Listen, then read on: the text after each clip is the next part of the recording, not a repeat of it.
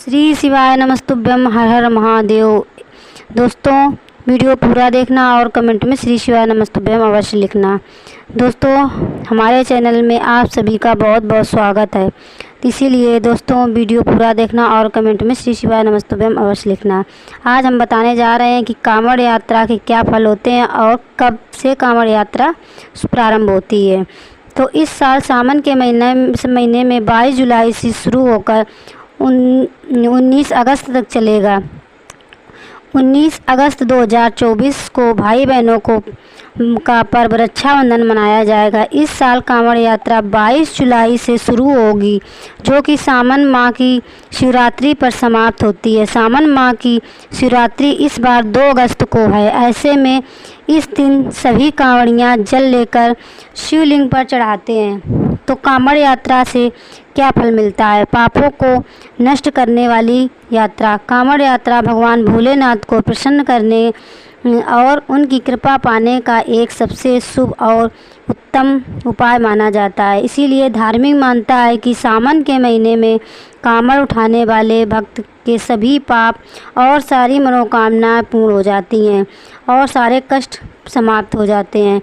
और कांवड़ के जल से शिवलिंग का अभिषेक करने पर साल भर भोलेनाथ की कृपा बनी रहती है। साथ ही कष्ट, दोष और कंगाली से छुटकारा मिलता है। इसीलिए आपको कांवड़ सावन के महीने में अवश्य ले जानी चाहिए। कांवड़ यात्रा से पहले जान लें क्या नियम होते हैं कांवड़ यात्रा के। कांवड़ यात्रा करने वाले शिव भक्तों को कांवड़िया कहा जाता है। कांवड़ यात्रा पर जाने वाले भक्तों का इस यात्रा से नियमों का सख्त नियमों का पालन करना पड़ता है। इस दौरान भक्तों को पैदल ही पूरी यात्रा करनी पड़ती है। साथ ही यात्रा के दौरान भक्तों को तामसी भोजन से दूर रहकर सिर्फ सात्विक भोजन ही करना होता है। इसके अलावा आराम करते समय कांवड़ को ज़मीन पर रखना वर्जित होता है, बल्कि कांवड़ को किसी पेड़ पर लटकाया जाता है। कांवड़ को ज़मीन पर रखने से वह अपवित्र हो जाता है, जिसके बाद दोबारा से गंगा जल भरकर फिर यात्रा शुरू करनी पड़ती है।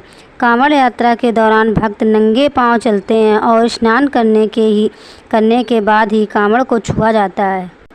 कांवड़ यात्रा भगवान भोलेनाथ को प्रसन्न करने और उनकी कृपा पाने के लिए किया जाता है और शुभ और उत्तम मानी जाती है। इसीलिए कांवड़ बहुत ही फलदायक होती है और सारे आपकी मनोकामना पूर्ण होती है। कांवड़ उठाने वाले भक्त के सभी पाप नष्ट हो जाते हैं और कांवड़ के जल से शिवलिंग का अभिषेक करने से आपकी सारी मनोकामना, कष्ट, दोष और कंगाली से छुटकारा मिल जाता है।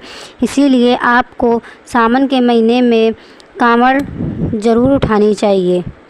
तो आपको बताते हैं कि सबसे पहले कांवड़ किसने उठाई थी। पहले कांवड़िए थे भगवान परशुराम। धार्मिक ग्रंथों के जानकारी माना जाता है कि कांवड़ यात्रा की शुरुआत सबसे पहले भगवान परशुराम ने की थी। उन्होंने कांवड़ के गंगा जल लाकर उत्तर प्रदेश के बागपत के पास बना पूरा महादेव का अभिषेक किया था।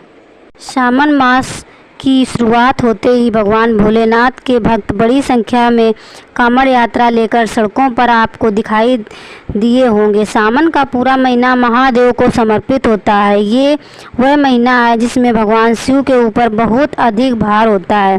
फिर भी इस दौरान भोलेनाथ को प्रसन्न करना बहुत आसान होता है। उत्तर भारत में पिछले कुछ समय में इसकी लोकप्रिय समाज में के उच्च और शिक्षित वर्ग में बढ़ी है। कांवड़ यात्रा को देखकर आपके मन में ये सवाल ज़रूर आता होगा कि इसकी शुरुआत सबसे पहले परशुराम जी ने की थी। तो आपको इसीलिए कांवड़ का बहुत ही महत्व होता है। एक होती है डाक कांवड़। अन्य कांवड़ों यात्रा से वो अलग होती है।